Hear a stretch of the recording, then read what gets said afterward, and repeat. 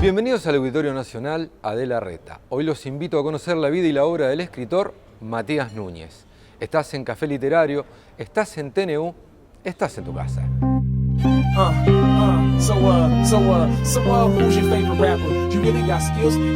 Matías Núñez nació en Venezuela en 1981 y llegó a Uruguay con 2 años. Es escritor, doctor en literatura hispanoamericana, docente y columnista literario. Su vocación, o esa idea de la escritura, fue transmitida por su profesora de literatura en el liceo.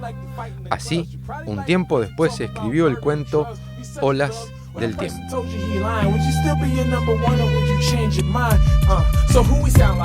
Padece de insomnio crónico desde niño, por lo cual hace uso de su tiempo nocturno buscando actividades sigilosas. Así dio con un libro en el fondo de un ropero, cuentos de amor, locura y muerte.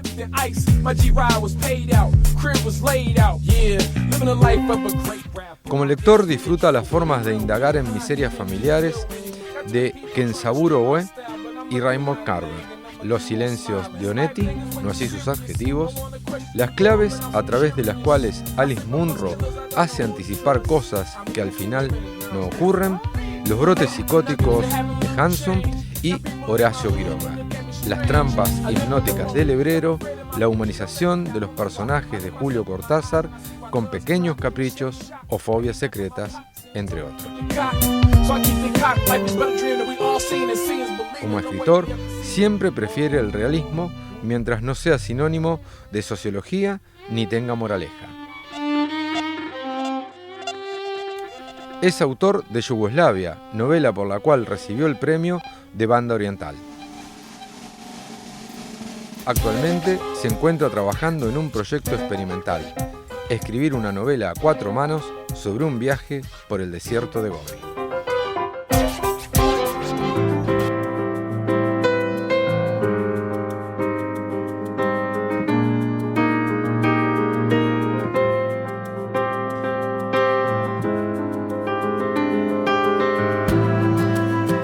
Gracias. Don Matías, ¿todo bien? Muy bien, muy bien. ¿Contento de estar aquí? Sí, por supuesto. ¿Con ganas de tomar un café o un té? Un té verde. Un té verde. Sí. ¿Bien? ¿Hay en la casa? Pero Sí, ya vi que tenía. ya vi. Ah, bueno. Ok. ¿Té y café entonces? Para mí. ¿Para usted? ¿Con agua? ¿Me vas a tratar de usted? ¿Te puedo tutear? Sí. Entonces, ¿de tú? No. ¿Qué es la nacionalidad para vos? Y... Digo, acabo de decir que naciste en Venezuela, y bueno, que a algo los muy 2 años difícil llegaste. de adquirir por lo pronto. Me llevó un largo proceso siquiera conseguir la cédula en Uruguay. Debo ser de los pocos que está muy interesado en ser uruguayo y no sé, este país se lo niega. Tiene como... Decímelo a mí que llevo 22 años. No sé, uno se hace la idea del uruguayo abierto y resulta que hay ciertas trabas ahí para, no sé, merecer ser uruguayo. ¿Qué es Venezuela para vos entonces? Venezuela es el lugar donde nací, tengo familia allá, estaban mis padres en tránsito, soy de una familia de migrantes económicos principalmente, mis abuelos gallegos vinieron por falta de trabajo para Uruguay, vinieron desde España, mis padres se fueron entre circunstancias políticas y económicas a España primero, después a Venezuela, y yo nací ahí y el contacto que tengo es con unos familiares que nos vemos bastante seguido y con un primo que, por ejemplo, Estuve en Estados Unidos y conocí en Estados Unidos, no lo conocí ni en Uruguay ni en Venezuela, sino en Estados Unidos. La nacionalidad es algo que me costó tanto adquirir en tantas partes, porque estuve en España y tenía pasaporte español y para los españoles no era español, que bueno, que te hace sentir que no formás parte de nada y bueno, también te muestra la artificialidad de ciertos constructos que amuchan a la gente, que las hacen armar patota. Sí, sí. ¿Y la literatura es un territorio más cierto para vos? Porque yo abrevié con todos los estudios que vos has hecho, pero estudios en literatura tenés una pila. Bueno, sí. Sos docente, pero aparte has estudiado estudios latinoamericanos. ¿Ese es un territorio que sí elegiste vos? Sí, por supuesto. Sí. ¿Y por qué? Y de un territorio de soledad, de tranquilidad. Yo de chico era un niño insomne y para buscarme alguna actividad que no hiciera demasiado barullo, que no llamara mucho la atención, empecé a leer. Ya digo, para mí era como hacer crucigramas, tampoco es que le estaba dando una gran relevancia, ni había una gran biblioteca, yo vivía con mis abuelos, y las primeras lecturas que tuve fue por no poder dormir. ¿Fue cómo? Fue por no poder dormir. Por no poder dormir. Y sí es un territorio donde me siento cómodo y es mi lugar, sí. En ese territorio que es la literatura, vos señalaste en el material que nos mandaste 3 o 4 hitos que me gustaría entender cuánto te importan. Carver, Onetti, Quiroga, Lebrero. Por donde quieras. Quiroga, Carver, Lebrero y yo creo que el último es Onetti. No, pero no la lista, no quiero el top 5. No querés los motivos, bueno. No, quiero qué pasa con ellos. ¿Qué pasa con ellos? Y con Onetti lo leí muy joven y pensé que se trataba de armar frases complejas y bonitas. Después lo leí de más adulto y me di cuenta que lo importante en Onetti no está escrito. Son los espacios vacíos que uno tiene que completar. Y eso solo lo puedes hacer con experiencias vitales y la mayoría de esas experiencias vitales que llenan los textos de Onetti son espantosas, horrorosas, de fracaso, de frustración. Para llenar esos cuentos y entenderlos hay que completar esos espacios vacíos. O sea, la literatura aparecería en el momento en que un lector se encuentra con ese lenguaje. Con ese lenguaje no dicho en el caso de Onetti. Ya digo, cuando uno ve su estilo, piensa, bueno, se trata de esto. Y ¿Vos hablarías del lenguaje escrito y lenguaje no dicho como dos cosas distintas? No, yo te cuento mi experiencia personal con Onetti, que fue en 2 etapas, y en la primera, esa maravilla de adjetivación, que parece que si no hablas así, como con un pucho en la boca y una gabardina, no sos escritor, y si trascendes eso, cuando empiezan a hablar de existencialismo en Onetti y la carga pesada del viejo, no está en cómo lo dice, está en cuando calla, cuando enterate, deja al lector solo frente a la desgracia de sus personajes. ¿Quiroga es porque es de los primeros autores que leíste? De los primeros que leí, y si hay algo que me gustan de los personajes de Quiroga, es, yo diría, los brotes psicóticos que tienen los personajes en algún momento, ir y degollar a alguien. Dame un ejemplo. Bueno... De brote psicótico. De brote psicótico. Yo le llamo a esa especie de sobresaltos en las que el personaje actúa de una manera que no está dentro de las expectativas y que para mí se me hace completamente comprensible. Yo, por ejemplo, siempre lo comparo con Knut Hamsun, ¿no? Sí. Lees Pan, y Pan por el dios pánico, ¿no? El terror del campo, y un personaje que vive en un bosque en un momento determinado se enoja con una mujer, está solo en su casa y se dispara en un pie, porque está caliente o está enojado. Sí, sí, sí. Y ese tipo de acciones, que dice, bueno, qué efectista, qué dramático, yo las encuentro completamente verosímiles, así un punto de quiebre en la personalidad donde se filtra algo y te hace hacer una estupidez. Y bueno, no sé, yo te diría La gallina degollada y un montón de cosas donde filtrás a algún problema interior hacia la realidad de una forma muy violenta. ¿Y de Carver y de Lebrero? De Carver, completamente lo contrario, digamos, o diferente. De Carver también ese relato de familias que están muertas por dentro y no hay lenguaje, no hay estructura, no hay esas grandes frases y están los mismos silencios. Entonces, capaz que hasta cuesta un poco más darse cuenta que ahí hay un iceberg, como dicen los que analizan el cuento en base a Hemingway, yo qué sé. Carver a mí me encanta cuando analiza una pareja que te los muestra desayunando y en la forma de pasarse la mermelada te enterás que llevan 20 años sin hacer el amor. Sí. Eso me gusta de Carver. Y me queda Lebrero. Lebrero, yo le llamo trampas hipnóticas, que son como... Él tiene toda una teorización sobre lo que es la literatura, en términos de hipnotizar al lector, una comunicación casi de almas, que daría para mucho, pero lo voy a resumir en estrategias para enganchar al lector. Si vos lees a Lebrero, si lees la trilogía Involuntaria, no hay una pausa retórica en la que la voz narrativa te va a explicar el mundo, te va a comentar de qué va la vida, un vicio de su generación que él dejó de lado con una sencillez y absolutamente desprejuiciado, y es imagen tras imagen, tras imagen, tras imagen.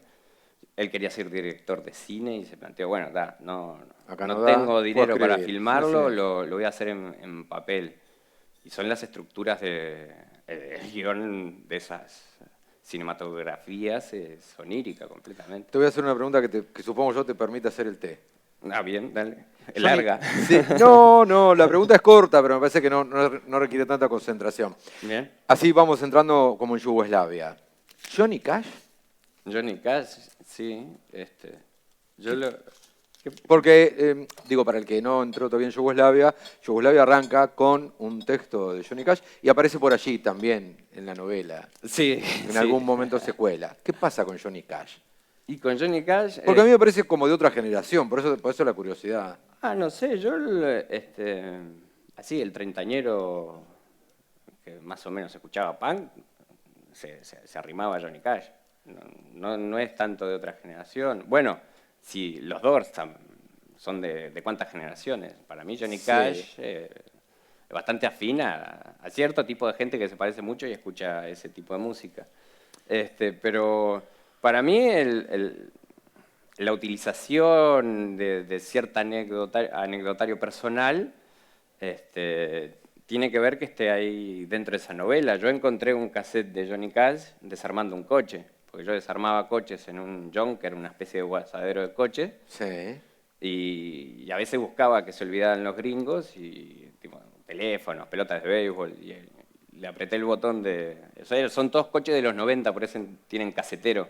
Ya eran los 2000 y eso lo tiraban como a la basura, o coches que funcionaban perfectamente pero no pasaban el control de emisión de gases, estaban ahí. De hecho, yo aprendí a manejar en el Junker.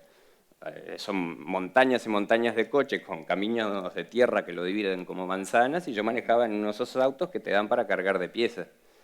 Y es como jugar a los autitos chocadores, porque le das a cualquier cosa y no importa. Claro. Y de hecho, había una cuadrilla de mexicanos que tenía una camioneta que en cada esquina que me agarraban me chocaban. Y era así aprendí a manejar, o a no manejar.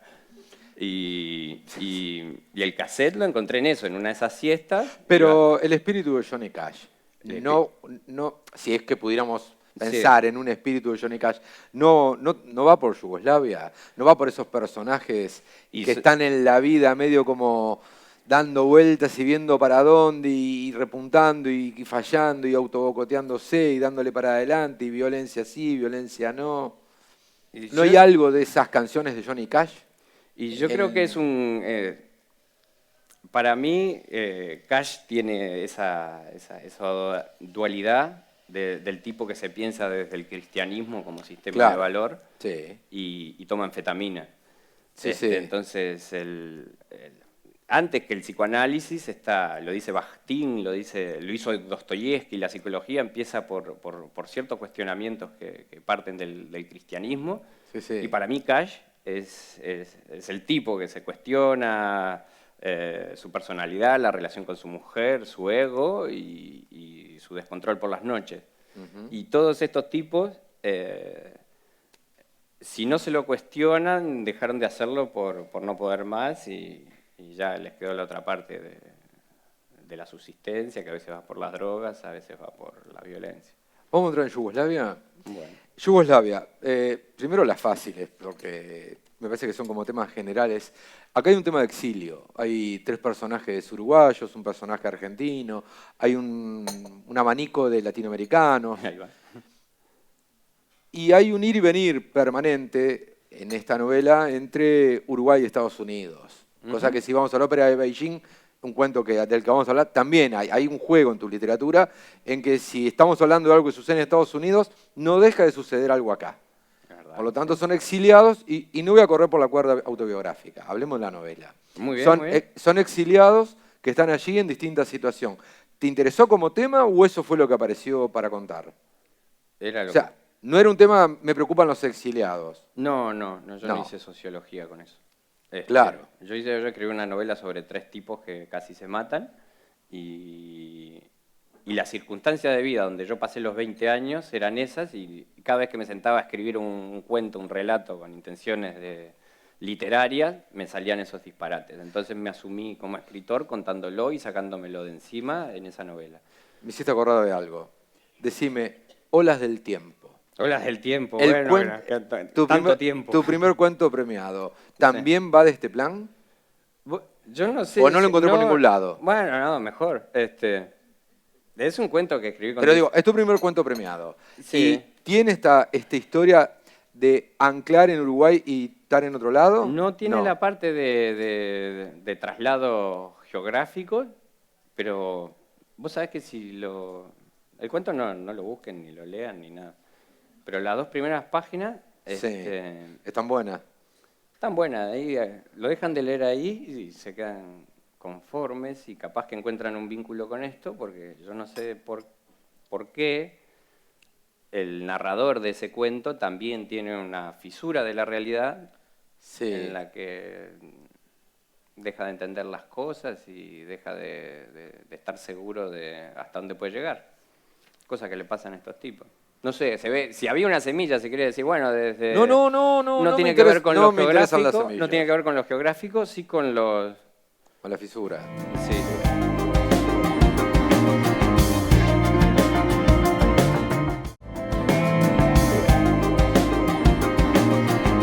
Tenemos una cantidad de personajes. Gran parte de esos personajes son emigrantes. Emigrantes en situaciones medias de carencia, digamos. Sí. Acá hay carencia económica, hay carencia de papeles, ¿no? Hay carencias afectivas, pero en general nos vamos a mover con un universo que anda por allí. Vos decías el punto narrativo. En esta novela, ¿los tipos hablan de verdad cuando escriben, cuando mandan mails o cuando hablan con... Nunca... No sé, estoy hablando de verdad en el sentido de que cuando Juana va a hablar de qué le pasa, va a hablar en primera persona y el narrador omnisciente va a desaparecer y es una carta que le manda la señora Black, donde le cuenta la verdad supuestamente del asunto. Facundo, nos vamos a enterar de verdad qué pasa cuando leemos mail, supongo yo, que se manda con la familia.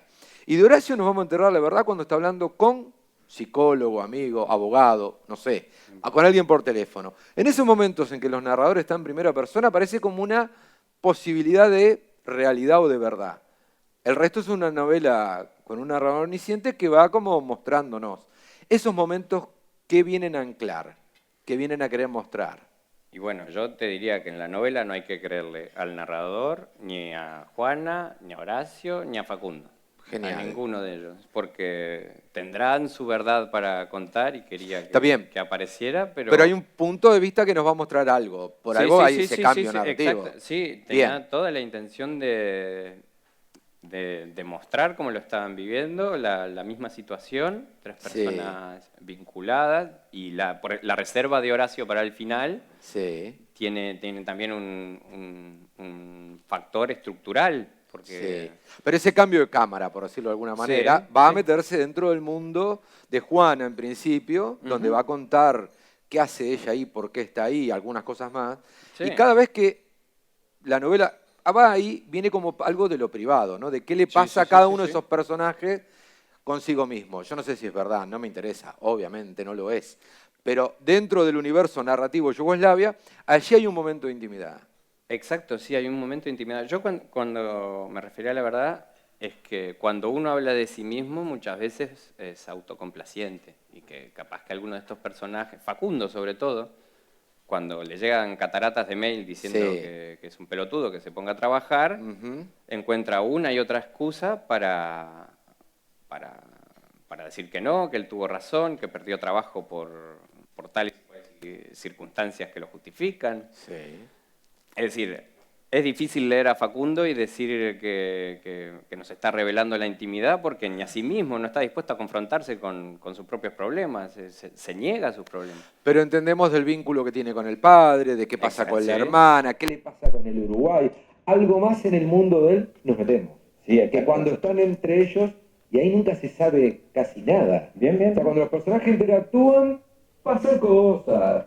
Sí, pero cuando vamos a saber de ellos, cambia el narrador y aparecen en primera persona. Ahí hay un juego, no para que creamos que es verdad, pero por lo menos para que creamos que la verdad es el personaje.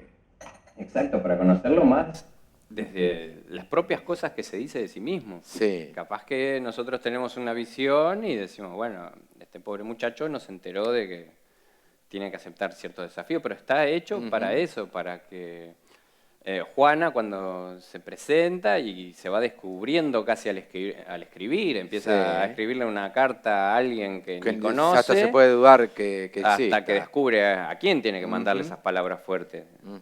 ¿Sabes qué? Este jueguito que me inventé en los 2 primeros párrafos para sacar algo que tenía dentro, en realidad está destinado a vos y hay un destinatario muy claro y la bronca fluye con naturalidad. Está hecho para eso, para... Ana y Facundo son pareja. Ajá. ¿No es cierto? Ana y Facundo, digo, porque no todo el mundo sabe. Ana y Facundo son pareja. Bueno. Las 2 veces que aparece un tercero, se desenlaza algo. En primer lugar, la madre de ella. En segundo lugar, Horacio. Sí. Pero cada vez que un tercero aparece en esa relación de pareja, se desequilibra o se va hacia algún lado. Sí. ¿Es una jugada o salió? ¿Qué estás buscando? Mirá, por ejemplo, una pareja acá, que si bien andan en los 20, funcionan en ese universo de los freelance que con 2 o 3 trabajos mensuales se compran arroz y viven en la casa en la playa de los padres. Funciona bien hasta que llega esta presencia. Eso se diluye y tienen que enfrentarse al mundo como hace cualquiera. Y el mundo les pasa por encima. Y cuando la pareja está rota, llega un tercero que es en realidad un peligro, no tienen ni idea del peligro que corren, y los reúne, porque a veces entras en una rutina de destrucción, ya no sabes ni por qué te hablas mal, y lo que le pasa a esta pareja es que pones un tercer elemento ahí a interactuar y cambian las rutinas, como que las energías se reparten y empiezan a cuestionarse siquiera si estaban peleados, ¿no? Sí. Como que ese tercer invitado genera una nueva dinámica en la casa que, ya te digo, el primero la rompió, el mundo les pasó por encima y con el primero huyen. Con el primero huyen despavoridos. Con la llegada de la madre a la casa de ella, huyen. Ahí está. Y en la segunda hay como otra vuelta. Sí, sí. Cada tanto hay frases en inglés, con nota al pie abajo traducida. Bien. ¿Quisiste respetar el habla de los... Porque si no, porque no está en directo en castellano? Que hay un juego allí con las expresiones en inglés que tenés la gentileza de traducir, digamos. Yo no tuve la gentileza, fue el editor. ¿Y no te gustó? No, yo lo acepté, pero le pedí que en algún lado pusiera que las traducciones responden al traductor. No me preocupa la calidad de la traducción. No. A la decisión de traducir o no, yo estoy convencido de que frases o escenas, las notas al pie, cuando uno tiene que explicar abajo, por debajo del borde de la página, que la escena no funciona en sí misma. Yo creo que una página en inglés, una frase en inglés, si vos no sabés inglés, no importa. porque lo que está pasando antes, después y durante, así se hayan dicho una serie de consonantes, Bien, entonces vos tenés que entender el sentido de esa frase, qué está pasando, si están enojados, si se están riendo, no importa el contenido. Si no es un problema del escritor, digamos. Si no, ahí va, Sí, lo claro. hice mal yo. No lo tomé como una ofensa que le pusieran la traducción, porque eso está en mi cabeza. Eso, bueno, para mí alcanza con que se vea que los personajes están en una situación en que esta frase solo puede ser un insulto. Y la tensión se nota, y la agresividad se nota, y todo lo demás se nota, a mí me alcanza. ¿Qué dice la frase? Si no la puede leer todo el mundo, no importa. El clima que yo quería trasladar, si no se trasladó, ahí sí me... ¿Querés tomar el té? Sí, estoy... ¿Estás tomando? No, bien. Juana arranca la novela muy arriba. Si uno tuviera que pensar en escribir una novela para ganar un concurso, esto cumple, ¿no? Las primeras 10 páginas del libro que has electrocutado. ¿Es una visión? ¿Tiene que ver con la experiencia? ¿Tiene que ver con la biografía? ¿O fue una visión? Esas 10 primeras páginas de las cuales Juana... ¿Hasta dónde cuento? Decís vos, pero digo, tiene una carga energética muy fuerte. Es muy fuerte. Y te deja enganchado, lo cual cumple con los requisitos, digamos, de cajón, técnicos, ¿no? Sí, hay una... Y si querés ir a Banda Oriental y que un jurado siga con la novela, tus 10 primeras páginas, bien, al óleo. Pero no me preocupa eso, me preocupa, o me interesa. ¿Eso es una visión tuya? ¿Viene de alguna cuestión que tenga que ver, sí, con una cuestión biográfica? Sí. ¿O imaginaste todo ese dolor o toda esa situación solo poniéndote a escribir? Primero, funciona muy bien en un concurso, dejar el primer capítulo abierto, con la intriga, a ver de qué está pasando. Sí, pero aparte te deja agarrado a la silla, ¿no? Bueno, funciona muy bien, pero hay otros momentos que también te dejan agarrado en la silla, lo puse por la mitad. Ya vamos. Ya vamos. Lo que quiero decir es que sí, estoy de acuerdo. De hecho, el prólogo dice, en algún momento, yo estoy muy agradecido por el prólogo, porque era mi primera novela, yo por el concurso en general, porque nunca publiqué nada, no conocía a nadie, y alguien agarró el manuscrito y lo publicó. Sí. Yo no sé de la desconfianza de los concursos en Uruguay, yo mandé un montón de papel engrampado y lo publicaron. Pero en el prólogo dice, por ciertos momentos efectista. Pero ¿por qué vas a discutir con la prologuista?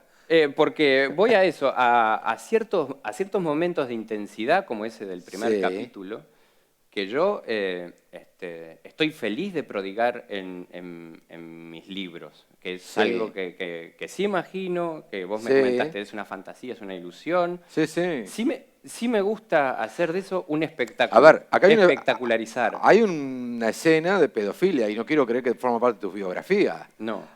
Por eso, hago un salto entre la persona que estoy entrevistando y la literatura. Por eso. No estoy en lo biográfico, yo te digo, por ejemplo, lo espectacularicé en términos de esa llamada telefónica, te puede dar hasta gracia. Sí, puede ser es un momento de absurdo, pero yo trabajé en una fábrica así y mi hermano se agarró un brazo con 2 rodillos de pasar alfombras, porque fue a buscar una alfombra y le llevó el brazo. Lo tiene todavía. Y por cómo es mi hermano parece que le hubiese agarrado la cabeza. Pensaba por Johnny Cash, porque Johnny Cash toda su vida estuvo entre esta cosa que decías de lo cristiano y su otra vida, con esa culpa de haber presenciado, o haberse perdido, pero ser parte de la muerte de su hermano tragado por una máquina. Entonces, por eso te decía, cuando yo hablaba de los vínculos de Yugoslavia con Johnny Cash, pensaba en esas cosas, por ejemplo. En que hay marcas que tienen que ver con situaciones que después uno lleva, ¿no? Entonces, esta situación de Juana puede ser una cuestión de la imaginación o puede ser algo que tenga que ver con alguna cuestión que va a llevar Juana adelante, no Matías Núñez. Bien, exacto. De hecho, en ese accidente, después por una serie de referencias que se dan,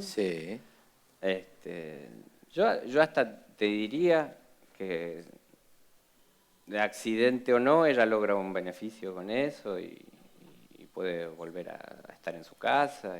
E incluso conoce a un abogado que por algún motivo visita frecuentemente. Lo que quiero decir es que habrá algún... Vos me preguntás sobre cualquier pasaje de la novela y yo te te puedo contar un episodio de observación en el que no tiene ni que ver conmigo, ni con mi familia, ni con alguien conocido. Detecté un gesto de soberbia. Y digo, bueno, esto es la soberbia. Esto se lo meto al próximo personaje que necesito que actúe de esta forma. Desde ahí. Y después, cuando hay escenas en las que todo se va al diablo, no me molesta espectacularizar esa escena en la que ella le atrapa una pierna a una máquina, Sí. que muchos tendrían miedo de, no sé, generar un gran impacto. Yo corrí un riesgo con eso y... No, pero todo bien, me parece que corres más riesgo con otras. Acabo de contar, Horacio, uno de los personajes de tu novela, Sí, sí. tiene 3 momentos, al menos. En una, narra una historia que tiene que ver con una niña de 12 años, Sí. a la que se dice ha tenido sexo, no en la escalera, pero pudo haber tenido en otro lado. Un tipo que agarró trompadas a una mina en un auto hasta dejarla groggy y tirarla al piso. Y otro, todo un discurso sobre la utilización del dolor como una cuestión estética. No aguanto una marcha ni una menos. No aguanto una marcha. O sea, si el que compre Yugoslavia te pone una foto. Digo, me parece que hay más riesgo ahí que en perder una pierna. ¿Y cómo es meterse en esa zona? Pues estamos hablando de literatura, no de tu vida. No, Está yo no- clarísimo. Claro. Por eso. ¿Cómo es meterse en esa zona? Y es un asco de zona, es una porquería de zona, pero Forma parte del es humano. es lo que yo puedo contar. Sí, sí. Y bueno, y ojalá pudiera contar cuentos sobre el infinito. Pero como cuando te Borges, metes con pero- la escena, por ejemplo, de la niña, Sí. ¿vos te frenás o vas hasta No, donde me vos frené, querés? me Vos vas frené, hasta donde no vos quería querés. publicarlo eso. Yo quería sacarlo, dejarlo y decir que nadie vea esto y que nadie sepa que soy capaz de escribir estas cosas horrendas. ¿Y si te caen con que eso incentiva o habilita ¿O habilita? ¿Habilita qué? y a que un tipo sueñe o vaya Sí, bueno, yo tengo otras Digo- cosas escritas que, bueno, sí, está. Y después te adoran un montón de gente que le gusta quemar edificios. Entonces, no. Tengo noción de lo que vos estás diciendo, de que ¿por qué hablas sobre el mal en la tierra y lo exponés desde todos sus factores? ¿No, será que no hay nada bueno para mostrar? ¿Qué No, mensaje querés sí, transmitir? Yo lo tengo claro, yo me lo cuestiono. ¿Qué le estoy aportando al mundo? Un libro que está lleno de gente desastrosa, defenestrada. Y bueno, está. Sí. Y bueno, está. Sí, no sé si me encantaría hacer otra cosa. Yo no, pero sí me lo he cuestionado. Tengo un par de textos que digo, bueno, y lo lee un estúpido y sale a matar gente. Claro. Y bueno, y esto es lo más publicable que tengo. Está bien. Está la ópera de Beijing, que es un poquito más abajo. No, eso está... Ahora vamos. Pero digo, porque hay un riesgo en meterse a contar historias. Yo hace un rato que estoy tratando de acordarme de la autora de Ojos Azules, una novela norteamericana que cuenta la violación de un padre a su hija permanentemente. Y la novela transcurre, ¿no? Y no va a ser ni la primera ni la última, Sí, sí. pero tiene, sobre todo en la actualidad, como una lupa enorme de determinadas... Digo, acaban de sacar una pintura de Mujica y la mujer, porque estaban desnudos, en una galería de Montevideo. Sí, sí, sí. Entonces, hay una mirada que implica cierto corset de corrección política, entre comillas, donde esto me parece que asume un riesgo. Y yo lo aplaudo, me parece fantástico. No te estoy planteando si es que está bien o está mal. Bueno, alguna gente... Hay una escena concreta que puede ser entendida como una violación. En el auto. La del Horacio. auto es netamente una violación. Sí, Y hay otra que transcurre en una siesta, sí. que si entendés las relaciones sexuales como algo consentido por dos partes, mientras una no demuestre consentimiento, Sí, ¿hasta sí. qué punto eso? Ujú. Pero queda en ese misterio y ya. Y si son riesgos, sí, yo entiendo lo que decís porque yo me paraba o sentado en la máquina mirando determinados pasajes, lo publico, gano un premio, viene mi madre y me felicita. Digo, nah, no me podés felicitar por esto porque no tiene criterio. Pero la vara ahí no es si está bien o mal escrito. No. No deberías parar. ¿Dónde Yo- estás parado vos? Yo, Porque yo una estoy cuestión parado- moral a Horacio yo no le puedo hacer. No, yo estoy parado en la pregunta que me hiciste, ¿por qué presentás estas cosas que podrían ser políticamente incorrectas y todavía peores? Vos dijiste que podían incluso incentivar a alguien. No, te podría caer alguien y decir, bueno, ¿y esto no habilita? ¿No? Bien, eso Digo, que un tipo esté pensando en ver cómo se excita y la manera de excitarse que encuentra es recordar una situación con una niña de 12 años, si bueno, alguien puede caer ahí con una lectura, no es mi caso, pero te pueden caer con una lectura que es, esto no habilita a que alguien diga, mirá, yo creo que no, que es muy infantil, pero algo de eso se puede caer. Bueno, pero eso lo puedes hacer con cualquier libro Podemos ir a Neti si querés. Y por eso está, Y bueno. los viejos que estaban en la puerta de los liceos. Ahí está, llevando caramelo. No Sí, sé, claro. Yo no sé si habilita. Yo no creo que habilite. Yo tengo conciencia del tipo de historia que es y que, bueno, habrá gente que podrá, no sé, o se dirá a sí misma que embellece al mundo. Yo no sé si lo embellecí con eso.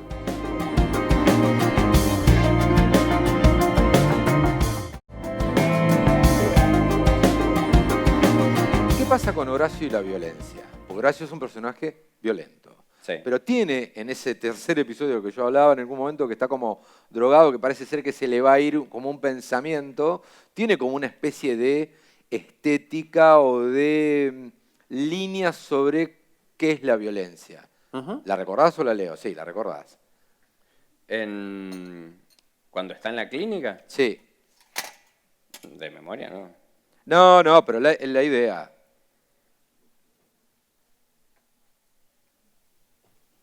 El sujeto lo llama la explicación.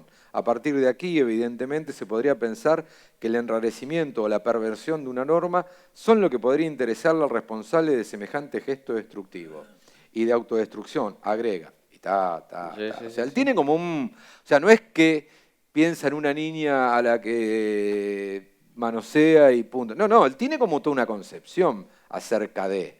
Sí. No es que casualmente trompeó a una mujer y se acabó. No, hay como todo un rollo. ¿Cuál es ese rollo? ¿Cuál es el de Horacio. Ese el pensamiento. El rollo, bueno, pero también cuando libera su violencia, uno de los personajes que más la sufre es precisamente uno que se parece a él. Es decir, lo primero que, o digamos, lo que más intenta destruir, si lo tengo que poner en una imagen, es el espejo, es un puñetazo al espejo. Porque quien sufre más su violencia es alguien que tiene muchas de sus características. ¿De dónde sale esa violencia? Y yo no creo que sea responsabilidad de la gente que lo rodea, eso está... No, yo no sé dónde sale su violencia, ni me preocupa. Bien, lo que digo es que tiene como una concepción. Tiene una concepción acerca de la violencia. Claro. Él piensa sobre... En realidad esa no llega a ser la voz de Horacio porque es un prospecto que se dispara. Es como... él está en una clínica de cobayos y uno de los personajes... Ha tomado un far, sí. Uno de los personajes, por ejemplo, participó del testeo de las drogas y siempre dicen, de 100 personas que probaron este medicamento, 90 no presentaron malestares, uno presentó cefalea y vómito. Y como él sabe que fue el que presentó cefalea y vómito, tiene el prospecto en el bolsillo. Entonces lo muestra como haber salido en el diario. Y jugando con el mismo efecto, cuando Horacio se siente mal en la clínica, empiezan como a hacer un relevamiento clínico de su estado físico, de sus malestares, la sudoración, la fiebre, el mareo, y el estudio clínico se le mete en el alma de Horacio. No es Horacio hablando, es un lenguaje que no me importó, que no tuviera que ver con la voz neutra y narrativa que venía hasta ahí, lo quise disparar, lo disparé. Y el espectáculo, y diseccioné a Horacio, primero en sus malestares físicos y después en toda la mugre que tenía dentro. Y sí tiene una concepción del dolor. Alguien que es capaz de hacer todas esas atrocidades. Y uno de los elementos fundamentales es más doloroso estar a punto de hacerlo que hacerlo. Estar todo el tiempo dudando con cometer cualquier atrocidad Él dice que que muchas hacerlo veces en definitiva, lo hace para no seguir dudando. para no seguir durando. Que la O sea, definición es peor. trompea a alguien para no seguir dudando si lo hace o no lo hace. Sí, no, exactamente. El saber que tiene ese potencial dentro y que se puede disparar, Sí. lo llena de ansiedad. Ujú. Esas cosas, ¿cómo se resuelven? O lo anulás, vas al psicólogo, te curaste, Sí. o lo haces y no pensás más en eso. ¿Qué pasa entre Horacio y Robert? Horacio y Robert, y bueno, ¿Hay una infidelidad ahí? ¿Con Juana? no se sabe, No, Ponticelli. estoy aprovechando para preguntar.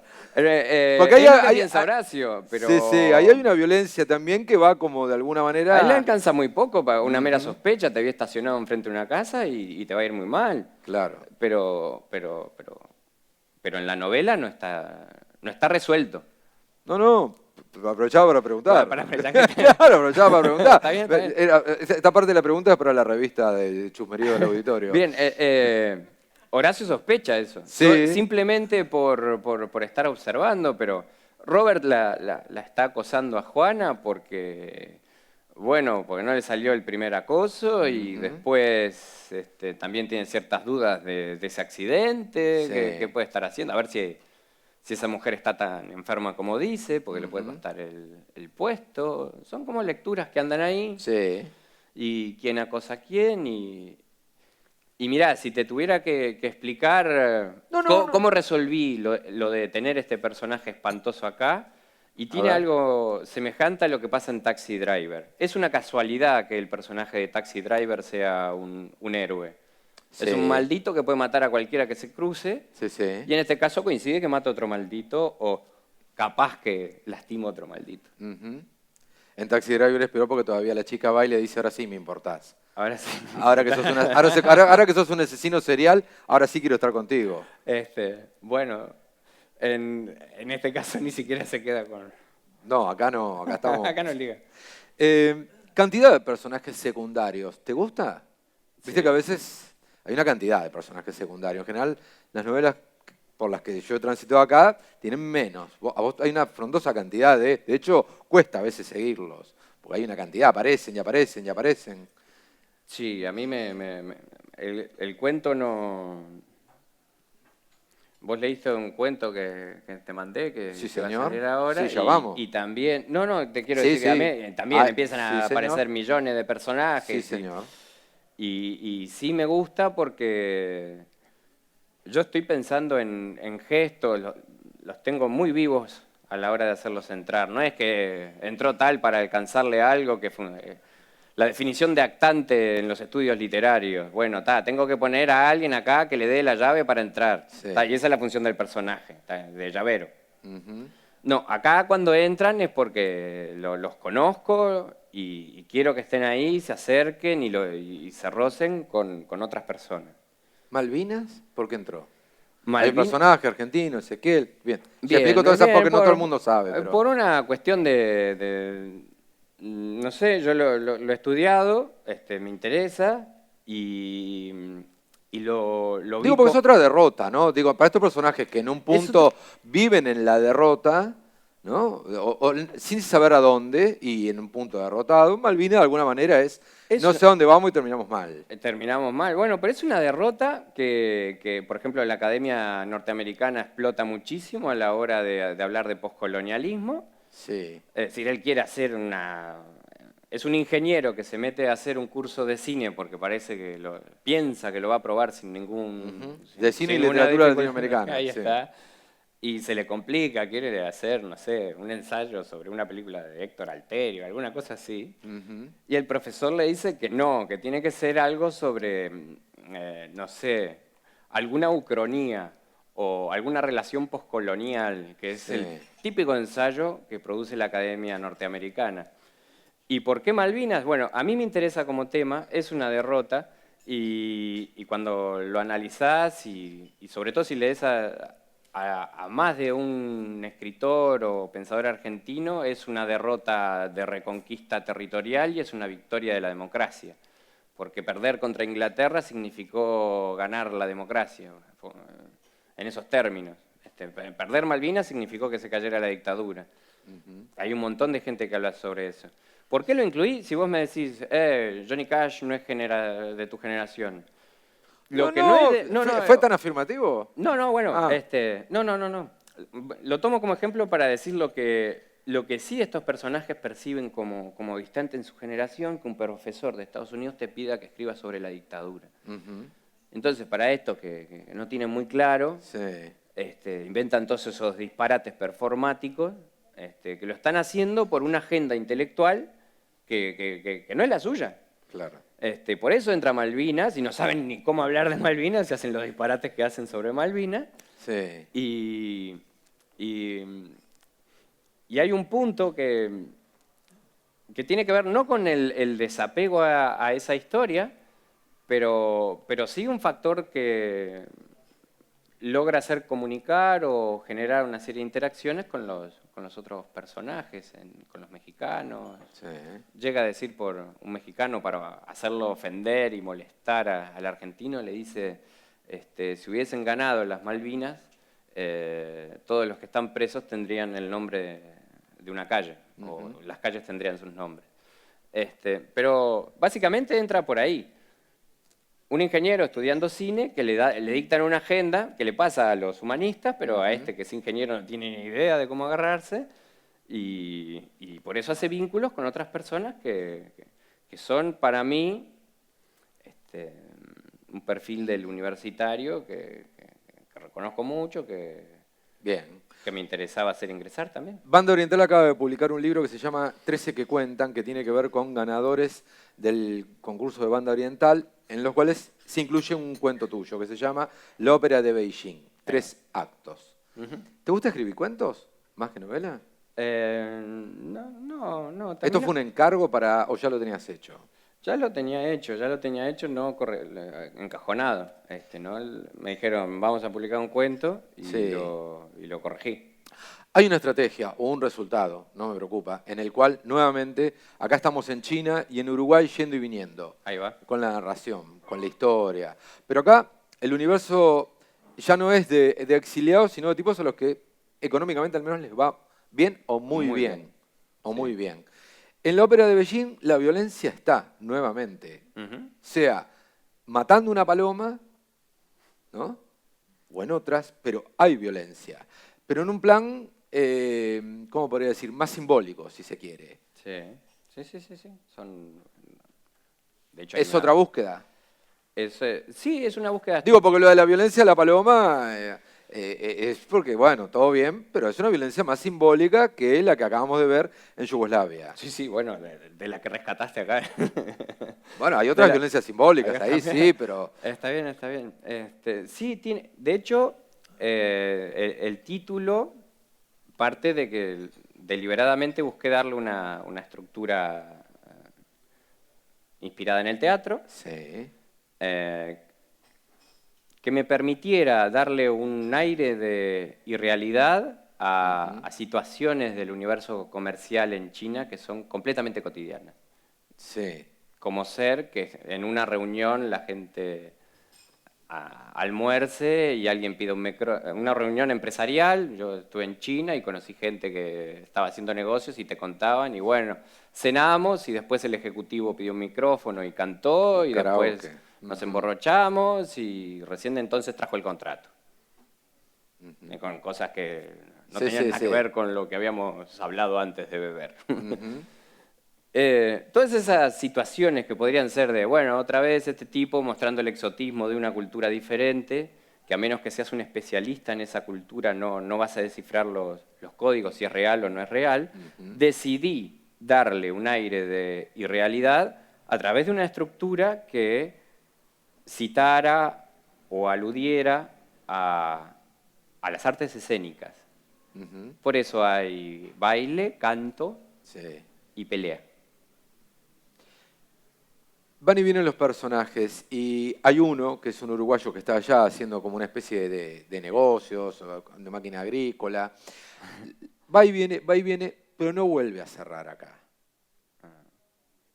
No vuelve a cerrar acá. Deja todo en esa muerte. Cierran las dos historias en esa muerte, se podría pensar. La desesperación del personaje y el dolor. Y yo no sabría decirte, mirá, Sí. vos que leíste el cuento, yo no sabría decirte si ese final, a él, ese gesto ridículo, no termina por convencer a sus jefes de que es el indicado para el puesto. O no, o es solo Sí, que sí, sí. lo avasalló todo y es su último gesto de desesperación para bajarse del proyecto. Sí, es un empresario que está bajo mucha presión y dentro de estas competencias alcohólicas y de espectáculo de variedades, Sí. empieza a sentir como cualquiera de estos símbolos son una señal que se suma a la otra, que le van diciendo que se va a quedar sin trabajo. Sí. No estos empresarios que 24 horas trabaja para la empresa y trata de destruir a lo que tenga alrededor, siente que ya está todo, desapareció un mes, volvió y está todo organizado para cocinarlo. Y las señales que recibe, las recibe en alguien cantando, en alguien bailando, y bueno, y ese final puede ser la derrota absoluta o andás a ver si sos capaz de humillarte tanto, si sos tan foca para aplaudir cuando te tiran un pescado, capaz Sí. que te quedas con el trabajo. Matías, ¿estás escribiendo un trabajo a 4 manos sobre una novela en el desierto? Sí, sí, al Pero, final parece pará, ¿también viajaste al desierto? Sí, también parece que hago literatura de viajes, así, bueno, voy a ser guía mejor. Yo no lo dije. No, bueno, pero está, es lo... Pero, tengo que ser honesto. Yo no me- Alguien me dijo, pregúntale, ¿a 4 manos significa que son 4 o son 2? No, bueno, es cierto que la gente no escribe con las 2 manos, pero Pero no 4 manos son 2 personas. No, pero no puedo negarlo. Java me dijo, pregúntale, ¿no pueden ser 4 manos si son 2? Pues yo le dije, son 2 personas que están haciendo una Lógico. novela. Me dijo, pero si escriben con una mano. ¿Pero qué productor tenés? No es su productor, está ahí trabajando al costado tuyo.